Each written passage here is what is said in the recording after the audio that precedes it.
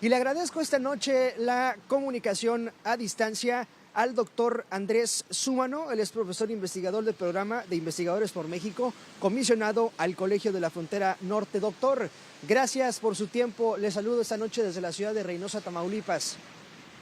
Hola Juan Pablo, encantado de saludarte, a ti y a todo tu auditorio. Doctor, Donald Trump llegó al poder, prometió mucho durante la campaña, luego de la campaña el triunfo respecto a México, aranceles, tema migratorio, pero también cárteles del narcotráfico declarados como cárteles terroristas, como grupos terroristas, es decir, al menos durante las primeras horas en el discurso y en los decretos firmados, Donald Trump está cumpliendo. Sí, pues se venía diciendo, ¿no? De par de meses para la fecha, que este segundo mandato de Donald Trump iba a ser mucho más complicado que el primero, que este Donald Trump ahora llegaba con mucho más poder, porque tiene de mayoría en el Congreso, tiene una Suprema Corte afín, es decir, ya no tiene los contrapesos que tenía en aquel entonces y además no tiene la curva de aprendizaje de su primer mandato. Entonces, pues llegó el primer día, pues con la espada desenvainada, aventando órdenes ejecutivas a diestra y siniestra, y muchas, pues que impactan de manera muy importante a México. Entonces, pues el panorama se ve tan frío como está hoy la frontera, en todas estas acciones de la cancelación del CBP-1, la declaración de los cárteles como organizaciones terroristas, la declaración de emergencia en la frontera, un etcétera, etcétera, donde pues veremos mañana cómo responde pues la presidenta de México a todo lo que estuvo sucediendo el día de hoy, pues cargado de muchos eventos con repercusiones muy importantes para Sí. México. Y las deportaciones ya no es un tema de una orden ejecutiva. Escuchábamos hace unos momentos en Nogales, Sonora, el primer camión ya va rumbo a Hermosillo. Veíamos imágenes en Tijuana, Baja California. También ya hay camiones que están llegando a México con deportados, con personas deportadas. Una situación que seguramente se replicará en toda la frontera mexicana al paso de las horas y de los días. ¿Cree usted, doctor, que México está preparado para recibir no solo a mexicanos, quizás también a migrantes de otros países? Porque pareciera que la advertencia también es esa.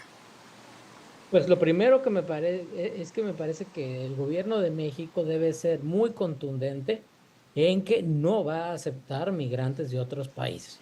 Los que son mexicanos son paisanos, bienvenidos, este es su país, pero los de otras nacionalidades, ese no es nuestro problema. Ahora, si en dado caso Donald Trump quiere que México los acepte, pues a México le tocará ser firme en el sentido de que no, o negociar algo importante, ¿no? Evidentemente no estamos preparados. Las caravanas migrantes que vivimos en algún momento nos demostraron lo fácil que podía ser colapsar nuestras ciudades fronterizas con estas cantidades de migrantes que venían en las caravanas. Ahora imagínense de lo que estamos hablando, ¿no? Que se nos pueden juntar no solo los migrantes que se están quedando varados en la frontera y que ya no van a poder cruzar, pues, sino también los que se sumen que nos deporten. Entonces, un flujo migratorio en ambos sentidos que al final de cuentas pues va a chocar en la frontera. Y bueno, es un reto importante tanto para los presidentes municipales como para los gobernadores y el gobierno federal de todas estas entidades fronterizas. Y para el tema de la migración, pues la presión es clara. 25% de aranceles para todos los productos que vayan de México hacia Estados Unidos a partir del 1 de febrero. El gobierno mexicano pasado, López Obrador, recibió presiones a principios de su gobierno y decidió enviar a la Guardia Nacional a la frontera. Hoy la propuesta que hace desde Estados Unidos para nuestro país, Donald Trump, pues es restablecer el programa Quédate en México. Pero para que el programa Quédate en México se restablezca, doctor, tiene que haber dos involucrados. El que propone, que es Estados Unidos, y el que acepta, que podría aceptar o no, es México. Es decir, será importantísimo saber cuál será la postura del gobierno mexicano ante esta propuesta.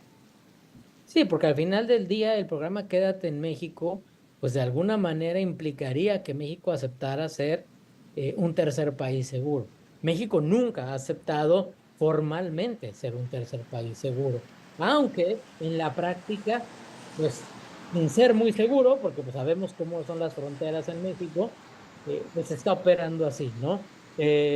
Entonces pues digamos, habrá que ver cómo evoluciona todo este tema de las deportaciones, qué manera también evoluciona esta, pues ya fue puesta en marcha o de restablecimiento del programa Quédate en México, al menos por parte de Estados Unidos. Lo que sí, pues es que tanto el gobierno de México como los gobernadores estatales, pues deben de estar ya trabajando en albergues y en acciones, pues para atender el problema que ya sabíamos que venía y hoy, pues simple y sencillamente se cumplió. Doctor Andrés Súmano, gracias por su tiempo y sus comentarios. Un abrazo y buena noche. Buenas noches, Juan Pablo, un gusto saludarte a ti a tu auditorio. Gracias, es el doctor Andrés.